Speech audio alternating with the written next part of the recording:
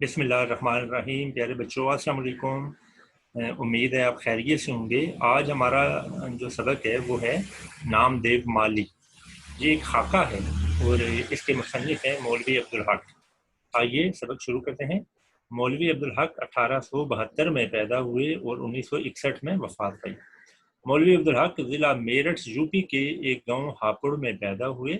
इब्तदाई तालीम फिरोजपुर में हासिल की और मज़ीद तालीम के लिए MAO कॉलेज अलीगढ़ में दाखिला लिया, जहाँ वो प्रोफेसर आर्नल्ड और मौलाना शिबली के शागिर्द और मौलाना ज़फ़र अली खां के हम जमात रहे। 1894 में BA करके हैदराबाद दक्कन चले गए, जहाँ चंद साल तक मदरसा आसफिया के सदर मुदर्रिस के फ़राइज़ अंजाम दिए। फिर महकमे तालीम में मुख्तलिफ ओहदों पर काम किया। औरंगाबाद कॉलेज के प्रिंसिपल भी रहे। बाद जामिया उस्मानिया में सदर शोबा उर्दू रहे। 1912 में अंजुमन तरक्की उर्दू के सेक्रेटरी मुकर्रर हुए। 1936 में मुलाजमत से सुबकदोश होकर उर्दू ज़ुबान व अदब को तरक्की देने में हमातन मसरूफ़ हो गए। 1949 में पाकिस्तान आ गए। 1961 तक अंजुमन तरक्की उर्दू पाकिस्तान के सदर रहे।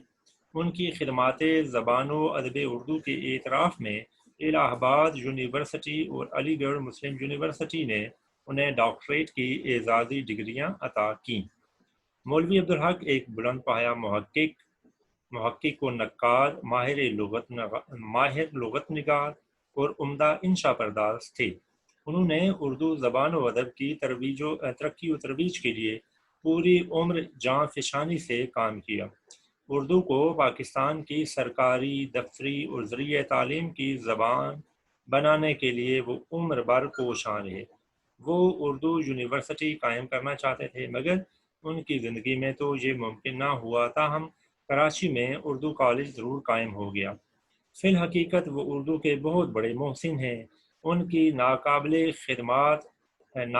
फरामोश खिदमात के पेश नज़र उन्हें बाबाए उर्दू का लक़ब मिला। उनका अदबी उसलूब साफ, सादा और दिलकश है। उन्होंने लुगत तैयार किया, लेकिन उनका सबसे खूबसूरत काम उनके खाके हैं। ये बेटा जिस लुगत का नाम है ना, ये अब बाबाए उर्दू के बाद इसका नाम भी बदल गया है। इन्होंने तो बाबाए उर्दू ने इसका नाम रखा था लुगत कबीर, यानी बड़ी लुगत, बड़ी डिक्शनरी। अब उसका नाम बाद में इनके उसका नाम रखा गया उर्दू लुगत तारीखी उसूल पर। यह उर्दू की सबसे बड़ी लुगत है। इसकी 22 जिल्दें हैं। अब ये हमारे कॉलेज की लाइब्रेरी में भी मौजूद है। लेकिन उनका सबसे खूबसूरत काम उनके खाके हैं, जिनमें ऐसी खूबियां हैं कि हर पढ़ने वाला मुतासर होता है। इनकी तसानीफ में मरहूम दिल्ली कॉलेज, सर सैयद अहमद ख़ान, हालात व अफ़कार, उर्दू की इब्तदाई नशो नुमा में सूफियाए कराम का काम, अफ़कार हाली, मुक़द्दिमात अब्दुल हक, खुतबात अब्दुल हक और चंद हम असर शामिल हैं। अच्छा बेटा, ये जो सबक है, अब हम उसकी तरफ चलते हैं। ये सबक एक खाका है, ठीक है। इसकी तारीफ आपने याद रखनी है। खाका ऐसी तहरीर होती है कि जिसमें किसी भी शख्स के हालात ज़िंदगी मुख्तसर अंदाज में बयान किए जाएं। ये इसकी तारीफ है। अगर हालात ज़िंदगी डिटेल में बयान किए जाएं, तफसील से बयान किए जाएं, तो उसे सवाने उमरी कहते हैं और सवाने उमरी पूरी किताब बन जाती है। खाके और सवाने उमरी में बुनियादी फ़र्क जो है वो तवालत का है। यानी खाका जो है वो इतना मुख्तसर होता है कि उसे एक नशिस्त में पढ़ा जा सकता है। यानी आधे घंटे से एक घंटे में अगर बंदा बैठ के पढ़े तो वो तहरीर पढ़ी जा सकती है। हम यूँ कह सकते हैं कि वो तहरीर 15-20 सफ़े तक या 30 सफ़े तक होगी, इससे ज़्यादा नहीं होगी। अगर इससे तवील होगी तो फिर वो सवाने उमरी या सवाने हयात बन जाएगी। ये फ़र्क है दोनों, ठीक है। वरना बुनियादी तौर पर दोनों एक ही चीज़ है। यानी खाका और सवाने उमरी जो है ये बुनियादी तौर पर एक ही चीज़ है। इसमें इन दोनों में किसी भी आदमी के हालात ज़िंदगी बयान किए जाते हैं। तो ये जो सबक है आपका, ये एक खाका है, ठीक है। किसका खाका है? नामदेव, जो कि एक माली था। ये इसको द्यो नहीं पढ़ना, द्यो पंजाबी का लफ्ज़ होता है, ठीक है। नामदेव, یہ ایک مالی تھا کہ جہاں بابائے اردو کا نا دفتر تھا نا، انجمن ترقی اردو کا، وہاں باغ میں یہ کام کرتا تھا. تو اس کا کام جو ہے وہ بابائے اردو کو بڑا پسند آیا. چنانچہ بابائے اردو نے ایسے گمنام مالی کو، اب دیکھیں نام دیو پر اگر بابائے اردو خاکہ نہ لکھتے اس کو تو کوئی بھی نہ جانتا اس زمانے میں، کیونکہ مالی تو بے شمار ہوتے ہیں ایک باغ میں. یہ کوئی اس طرح کا اپنی تعلیم کے حوالے سے، جیسے کہ آگے ذکر بھی ہے، کوئی بڑا آدمی نہیں تھا کہ اس نے بہت پڑھا لکھا ہو، باغبانی کے بارے میں جانتا ہوں. صرف یہ تھا کہ بہت اس کو بہت محنت کرتا تھا اور پودوں سے بہت محبت کرتا تھا. اس کی یہ عادات جو ہے نا بابائے اردو کو بہت اچھی لگی، متاثر ہوئے اور انہوں نے اس کے بارے میں یہ خاکہ لکھا. اب یہ ان کی کتاب میں شامل ہے. آئیے ہم سبق شروع کرتے ہیں. نام دیو مقبرہ رابعہ دورانی اورنگ آباد دکن کے باغ میں مالی تھا. یہ دیکھیں فٹ نوٹ آ رہے ہیں. فٹ نوٹ ہم پہلے دیکھ لیتے ہیں کہ کیا لکھا ہوا ہے. نیچے دیکھیں صفحے کے نیچے جو نوٹ ہوتا ہے اس کو فٹ نوٹ ہے. یہ دیکھیں کیا لکھا ہوا ہے. مغلیہ دور کا ایک تاریخی مقبرہ جو کئی عمارتوں اور حصوں پر مشتمل تھا. اس کے ایک حصے میں مولوی عبدالحق نے اپنا دفتر بنا رکھا تھا. یعنی یہ جو ذکر ہوا ہے نا مقبرہ رابعہ دورانی، یہ اس کے ساتھ کئی عمارات ہیں، کمرے ہیں. ان کمروں میں بابائے اردو نے انجمن ترقی اردو ہندوستان، اس زمانے میں ہندوستان تھا، پاکستان بنے سے پہلے کی بات ہے، اس کا دفتر تھا. اور ساتھ جو باغ تھا نا اس میں یہ مالی تھا. ذات کا ڈھیڑ جو بہت نیچ قوم خیال کی جاتی ہے، قوموں کا امتیاز مصنوعی ہے اور رفتہ رفتہ نسلی ہو گیا ہے. سچائی، نیکی، حسن کسی کی میراث نہیں. یہ خوبیاں نیچی ذات والوں میں بھی ایسی ہی ہوتی ہیں جیسی اونچی ذات والوں میں. کیس ہو، کوہکن ہو یا حالی، عاشقی کچھ کسی کی ذات نہیں. یہ مولانا حالی کا شعر ہے.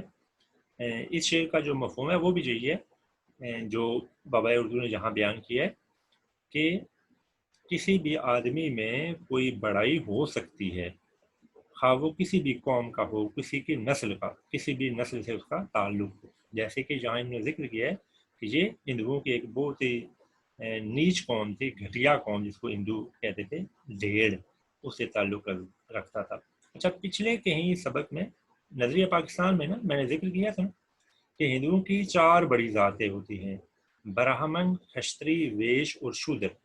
تو جو سب سے آخری اس میں تھے نا ذات شودر، اس کو وہ اتنا گھٹیا کہتے ہیں کہ وہ برہمن سے بات بھی نہیں کر سکتا، اس کے سامنے کھڑا نہیں ہو سکتا، اس سے ہاتھ نہیں ملا سکتا. اور شودروں کی جو بستیاں ہوتی ہیں، آبادیاں ہوتی ہیں، وہ جو عام آبادی ہے ہندوؤں کی اس سے ہٹ کے ہوتی ہیں، دور ہوتی ہیں، تاکہ وہ ان سے مل نہ سکیں اور ان سے بات چیت نہ کر سکیں. ان کے خیال میں یہ پلید ہے، ناپاک ہیں. ٹھیک ہے، تو اس لیے جہاں یہ بات یہ ویسے یہ بات بالکل درست ہے کہ سارے انسان برابر ہیں. اور یہ جو ہے نا فلاں قوم اعلیٰ ہے، فلاں قوم گھٹیا ہے، یہ بناوٹی چیز ہے. مصنوعی یہ لکھا ہے بناوٹی چیز ہے، انسانوں نے خود ہی اپنے پاس سے گڑھ لی ہے.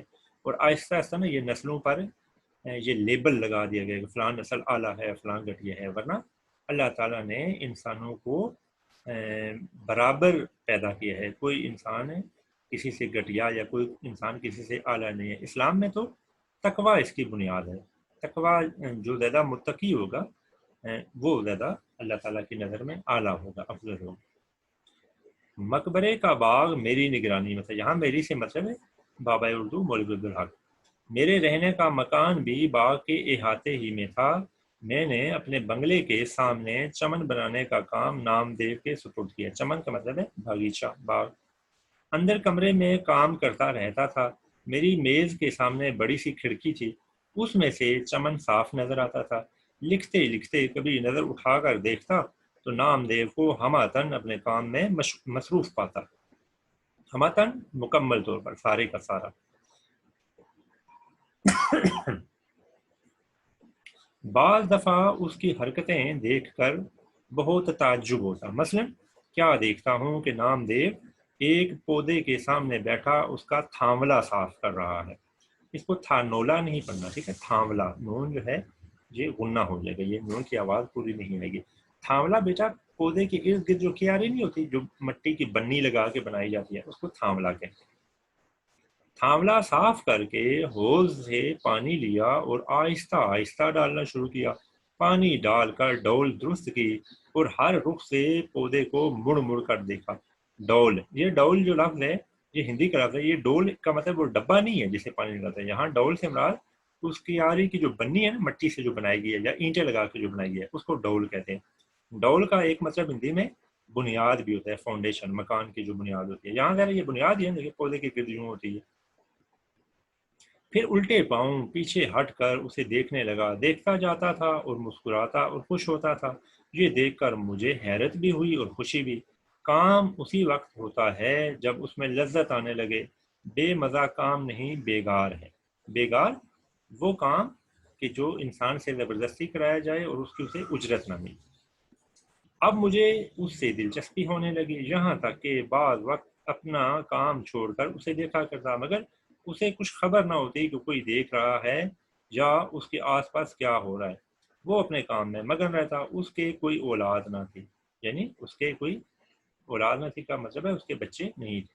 وہ اپنے پودوں اور پیڑوں ہی کو اپنی اولاد سمجھتا تھا۔ اگلا صفحہ نمبر 81 پر ہم چلے جائیں گے، 81۔ اور اولاد کی طرح ان کی پرورش اور نگہداشت کرتا۔ نگہداشت کا مطلب یہ پرورش ہوتا ہے، دیکھ بھال کرنا۔ ان کو سرسبز اور شاداب دیکھ کر ایسا ہی خوش ہوتا جیسے ماں اپنے بچوں کو دیکھ کر خوش ہوتی ہے۔ وہ ایک ایک پودے کے پاس بیٹھتا، ان کو پیار کرتا، جھک جھک کر دیکھتا، اور ایسا معلوم ہوتا گویا ان سے چپکے باتیں کر رہا ہے۔ جیسے جیسے وہ بڑھتے اور پھولتے پھلتے، اس کا دل بھی بڑھتا اور پھولتا تھا۔ ان کو توانا اور ٹانٹا دیکھ کر اس کے چہرے پر خوشی کی لہر دوڑ جاتی۔ ٹانٹا کا مطلب بھی توانا ہوتا ہے۔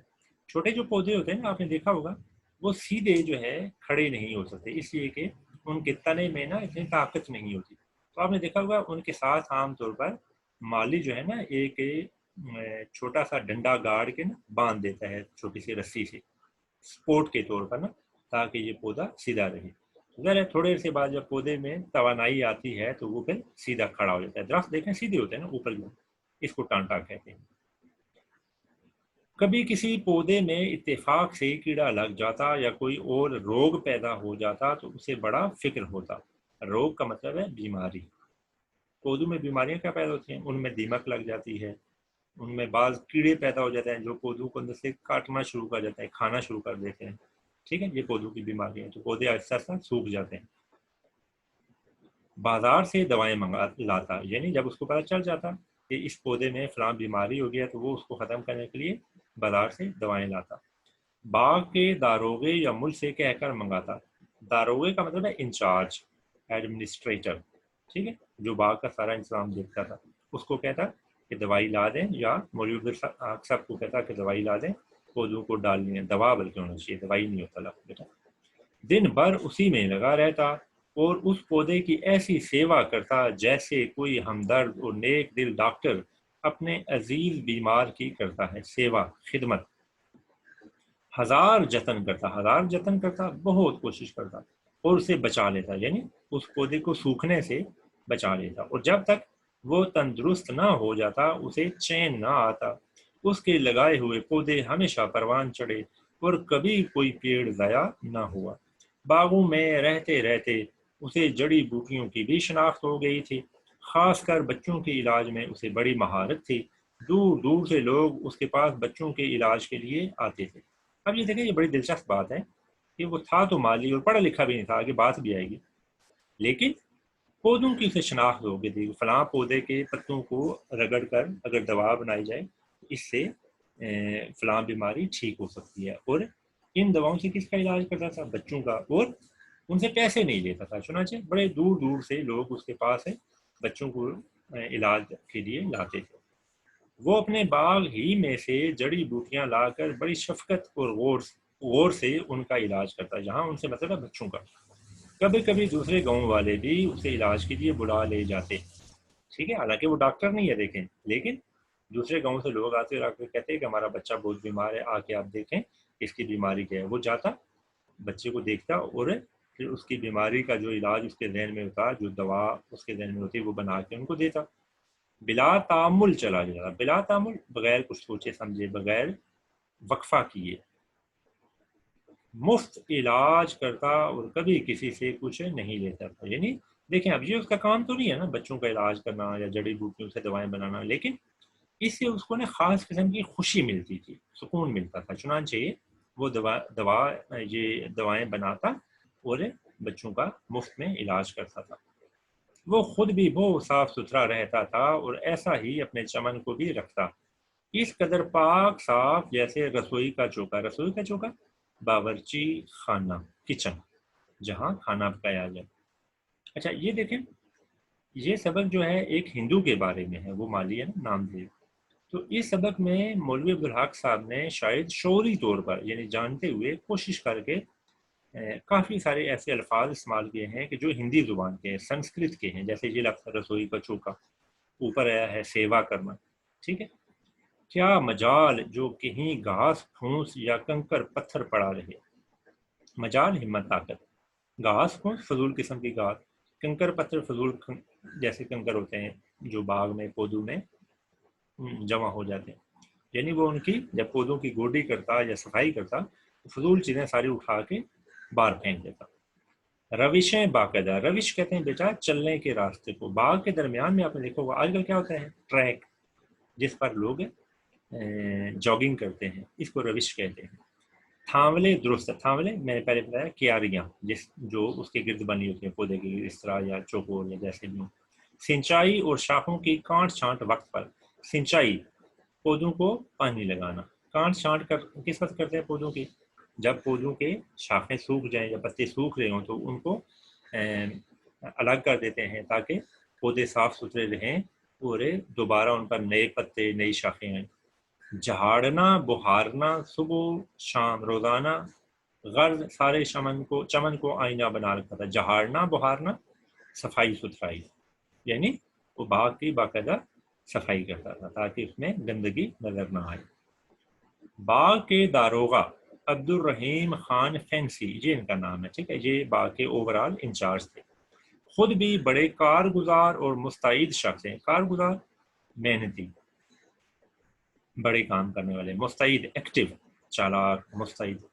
اور دوسروں سے بھی کھینچ تان کر کام لیتے ہیں. اکثر مالیوں کو ڈانٹ ڈپٹ کرنی پڑتی ہے، ورنہ ذرا بھی نگرانی میں ڈھیل ہوئی ہاتھ پر ہاتھ رکھ کر بیٹھ گئے یا بیڑی پینے لگے. بیڑی تمباکو جو ہوتا ہے نا جس سے سگریٹ بنتے ہیں، یہ پودے ہوتے ہیں.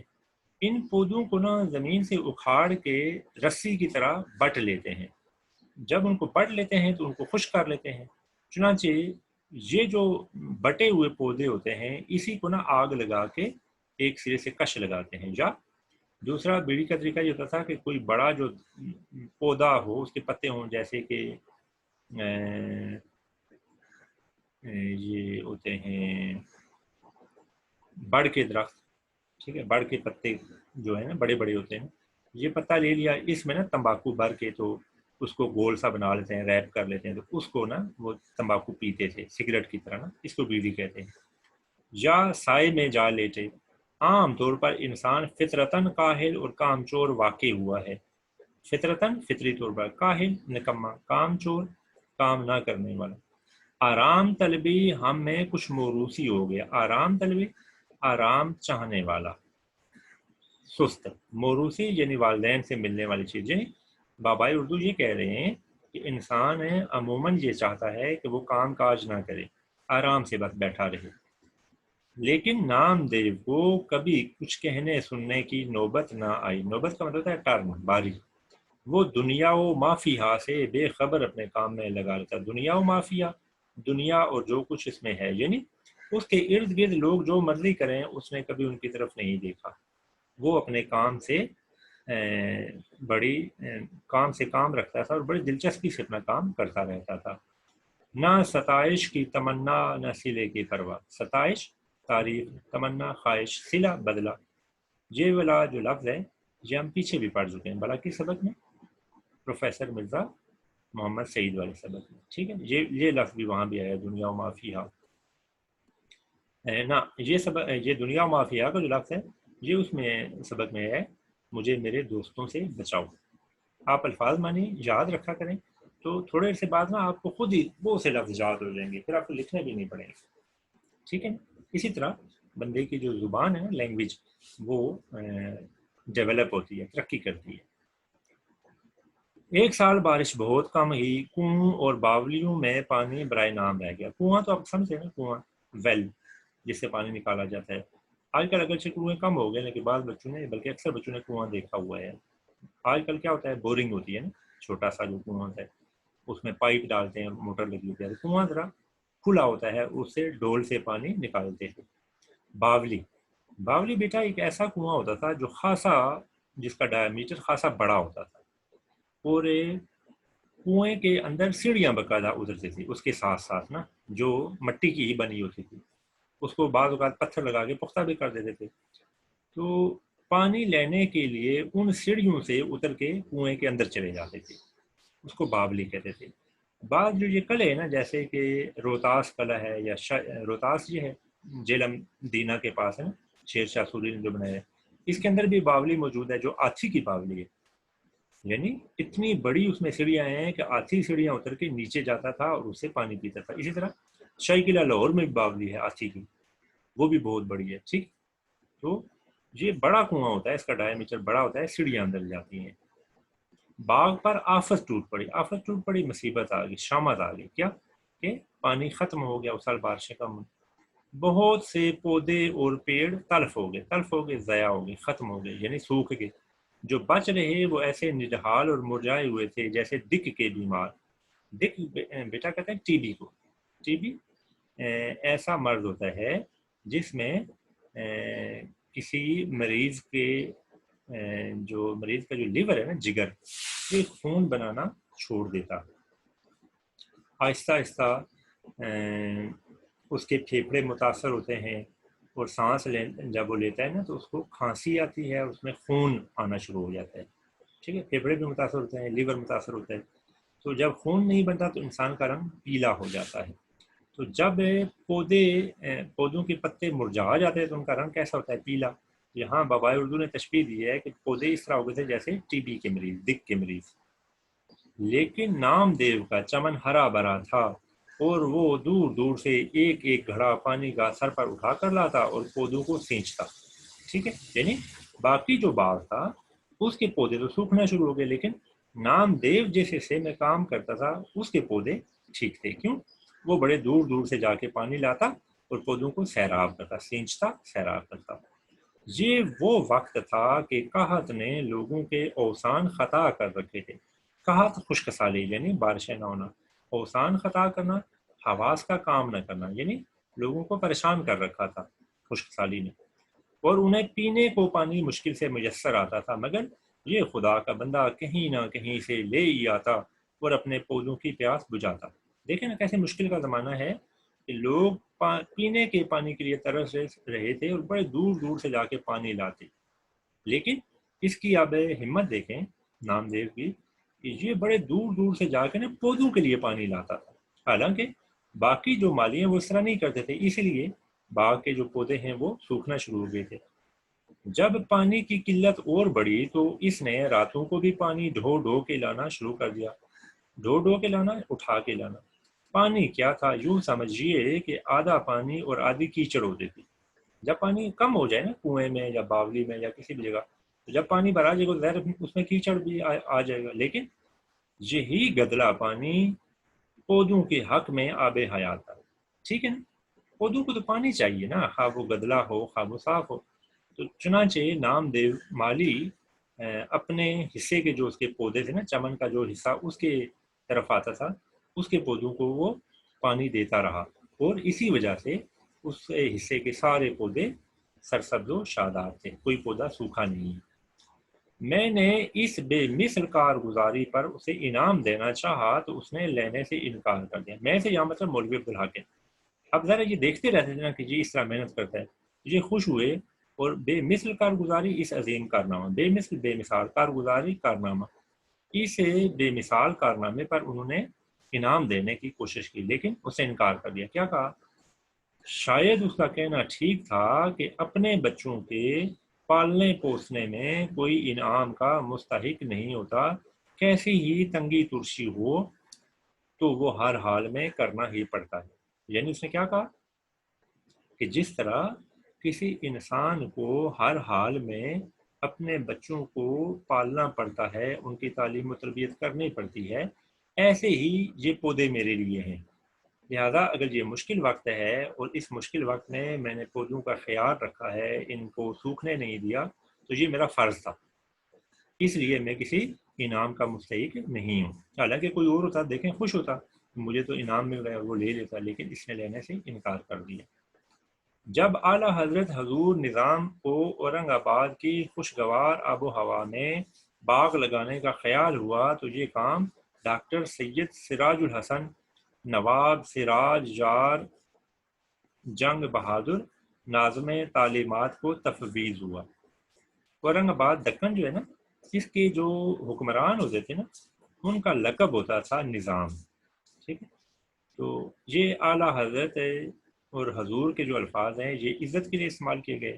نظام ان کا لقب ہوتا تھا، یہاں اس کا نام نہیں آیا کہ اس زمانے میں کون تھا نظام جو حیدرآباد کا تھا نا، صرف یہاں مولوی صاحب نے یہ ذکر کیا ہے کہ جب یہ حیدرآباد دکن کے حکمران کو ایک خوشگوار باغ لگانے کا خیال آیا تو انہوں نے یہ کام ایک آدمی کے سپرد کیا جن کا نام ڈاکٹر سید سراج الحسن تھا۔ یہ کیا کون تھے؟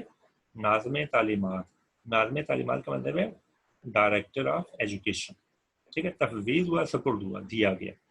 ڈاکٹر صاحب کا ذوق باغبانی مشہور تھا، یعنی یہ جو سید سراج الحسن ہیں انہیں پودوں سے اور پھولوں سے بڑی دلچسپی تھی۔ مقبرہ رابعہ دورانی اور اس کا باغ جو اپنی ترتیب و تعمیر کے اعتبار سے مغلیہ باغ کا بہترین نمونہ ہے، مدت سے ویران اور سنسان پڑا تھا، وحشی جانوروں کا مسکن تھا اور جھاڑ جھنکار سے پٹا پڑا تھا۔ مسکن رہنے کی جگہ، وحشی جانور جنگلی جانور، پٹا پڑا تھا، بھرا ہوا تھا، یعنی اس میں فضول گھاس پیدا ہو گئی تھی اور جنگلی جانور رہتے تھے۔ حالانکہ یہ مغلیہ زمانے میں ایک بہت بہترین باغ ہوتا تھا۔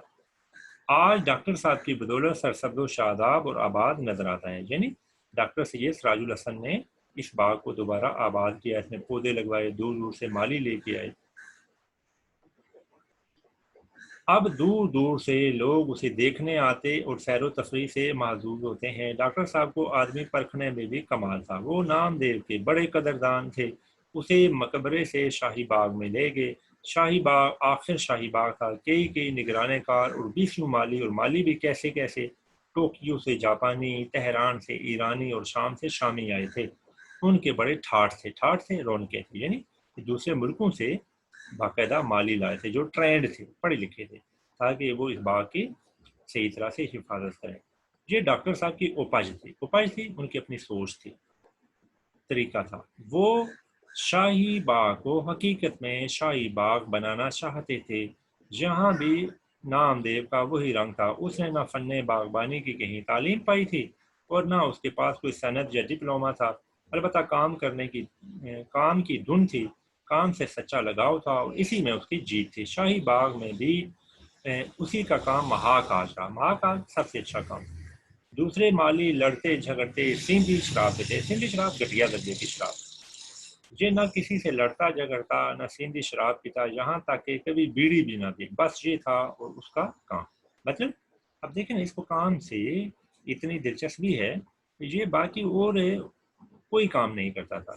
باقی مالی سگریٹ پیتے تھے، بیڑی شراب پیتے تھے، اور پھر نشے میں نا دھت ہو کے وہیں کسی درخت کے سائے میں پڑے جاتے تھے، لیٹ جاتے تھے، کام نہیں کرتے تھے، چنانچہ انہیں ڈانٹنا پڑتا تھا۔ لیکن نامدیو میں اس طرح کی کوئی خامی نہیں تھی۔